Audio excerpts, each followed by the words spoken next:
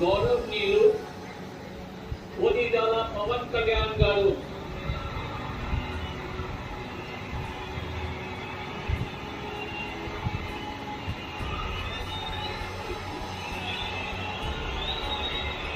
నేను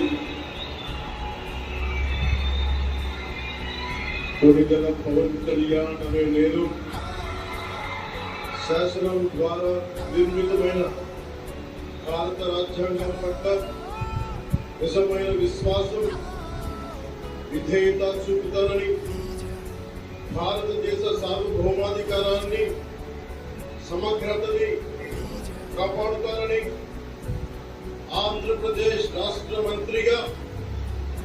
నా కర్తవ్యాలను శ్రద్ధతో